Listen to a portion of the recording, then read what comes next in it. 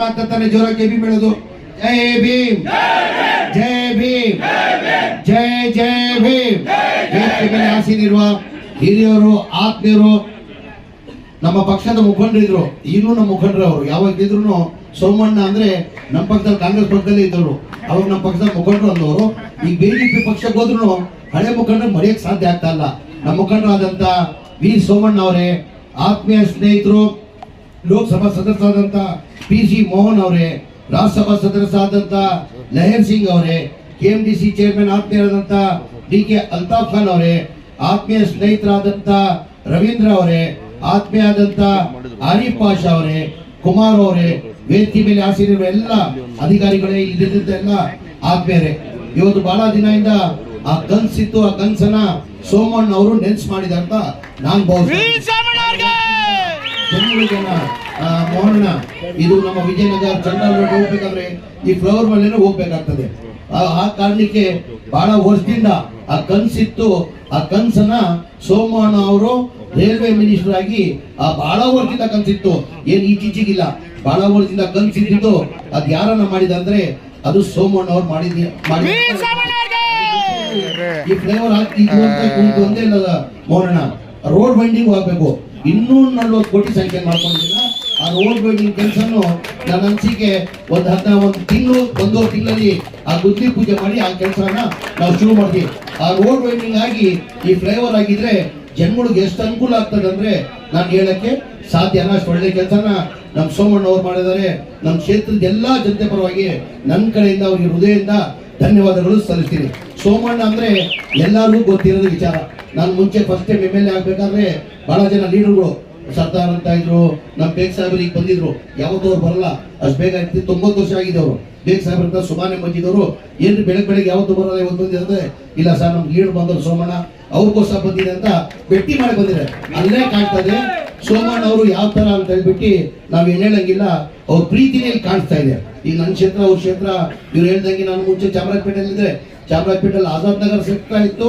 ಆಜಾದ್ ನಗರ್ ಆದ್ಮೇಲೆ ಈ ಏರಿಯಾ ಎಲ್ಲ ಸಿಕ್ಕಿದ್ದು 2008 ಸೋಮಣ್ಣ ಅವ್ರ ಅಭಿಮಾನಿಗಳು ಎಷ್ಟು ಜನ ಇದ್ದಾರೆ ಅಂದ್ರೆ ನಾನು ಹೇಳ್ಬಾರ್ದು, ನನ್ಗಿಂತ 100 ಪಟ್ಟು ಜಾಸ್ತಿ ಅಭಿಮಾನಿಗಳು. ಅವ್ರ ಕೆಲಸ ಅಂದ್ರೆ ಕೆಲಸ ಎತ್ತಿ ಕೈ ನನ್ಗೆ ಹೇಳ್ತಾ ಇದ್ರು, ನಮ್ಮ ಮಧ್ಯೆ ಇವರೆಲ್ಲ ಸ್ನೇಹಿತರೆಲ್ಲ ನನ್ನ ಜೊತೆ ನಂದೇ ಚಿತ್ರತಾನೆ ಸಾರ್ ಮರಿ ಸಾರ್, ನೀವು ಹೊಸದಾಗಿ ಗೆದ್ದಿದ್ದೀರಾ, ನೀವು ಕೆಲಸ ಮಾಡ್ಬೇಕಂತ ಕಲಿಬೇಕಾದ್ರೆ ನಡೀರಿ ಸೋಮಣ್ಣ ಯಾವ ತರ ಕೆಲಸ ಮಾಡ್ತಾರೆ ವಿಜಯನಗರ ನೋಡಿ ಅಂತ ಜನ ಹೇಳೋರು. ಅಂದ್ರೆ ಸೋಮಣ್ಣ ನೆನ್ಸುನೆ ಅವ್ರ ಕೆಲಸ.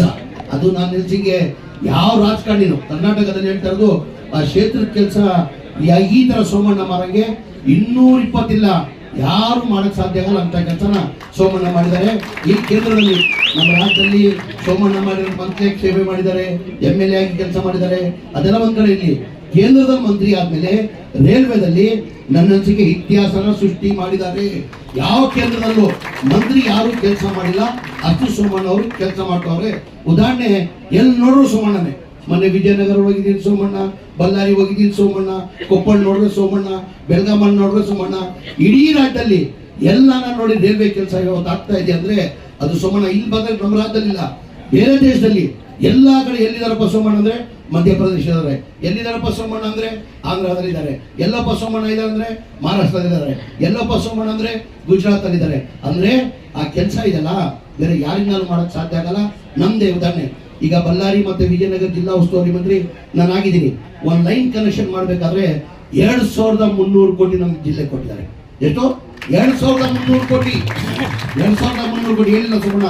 ಇದು ಯಲಂಕಾದ ಹೇಳಿದ್ರು 5000 ಕೋಟಿ ಅಂತ ಒಂದು ಯಲಂಕಾದ ಉದಾಹರಣೆ ಕೊಟ್ಟರು. ನನ್ನ ಜಿಲ್ಲೆಯಲ್ಲೇನೆ 2372 ಕೋಟಿ ಎಕ್ಸ್ಟ್ರಾ ಲೈನ್ ಮಾಡಕ್ಕೆ ವಿಜಯನಗರ ಬಳ್ಳಾರಿ ಯಾರಿಂದ ಸಾಧ್ಯ? ಅದು ಯಾರಿಂದ ಸಾಧ್ಯ? ಅದು ಒಬ್ಬರಿಂದಾನೇ ಸಾಧ್ಯ, ಅದು ಸೋಮಣ್ಣ ಸಾಧ್ಯ.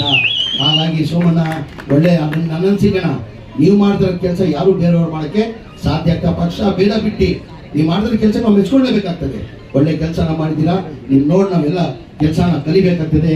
ಈ ಬಹಳ ವರ್ಷದಿಂದ ಈ ಕನಸಿತ್ತು, ಆ ಕೆಲಸನ ನೀವು ನೆನ್ಸು ಮಾಡಿದಿರಂತ ಇನ್ನೊಂದು ಬಾರಿ ಧನ್ಯವಾದಗಳು ಸಲ್ಲಿಸಿ. PC ಮೋಹನ್ ಅವರು ನಮ್ಮ ಕ್ಷೇತ್ರಕ್ಕೆ ಬಂದಿದ್ದಾರೆ, ಅವರು ನಮ್ಮ MP ಆಗಿದ್ದಾರೆ, ಅವ್ರಿಗೂ ಧನ್ಯವಾದ. ಅವರು ಒಂಥರ ಕಾಂಟ್ರವರ್ಸಿನೇ ಇಲ್ಲ, ಬಸವಣ್ಣ ಹೇಳ್ದಂಗೆ ನೋ ಕಾಂಟ್ರವರ್ಸಿ, ಯಾರು ಏನಾರು ಮಾಡ್ಕೊಂಡು ಹೋಗ್ಲಿ, ನಾನು ಇಲ್ಲ ಅನ್ನೋಲ್ಲ ಹೂನು ಅನ್ನಲ್ಲ, ನಡೀತಾ ಇದೆ ಅಂತ ಹೋಗ್ತಾನೆ ಇರ್ತಾರೆ, ನೋ ಕಾಂಟ್ರವರ್ಸಿ.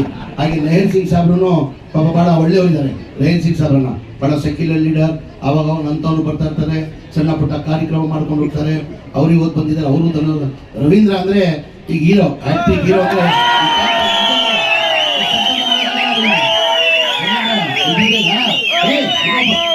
ಈ ವಿಷಲ್ಗಳು ಇದೆಯಲ್ಲ, ಸುಮ್ಗಿಲ್ಲ. ಯಾರು ನಾಯಕ ಲೀಡರ್ ಆಗಿರ್ತಾನೆ ಅವನಿಗೆ ವಿಷಲ್ ಬರೋದು.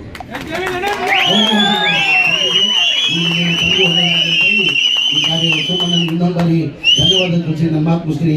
ಜೈ ಹಿಂದ್, ಜೈ ಕರ್ನಾಟಕ.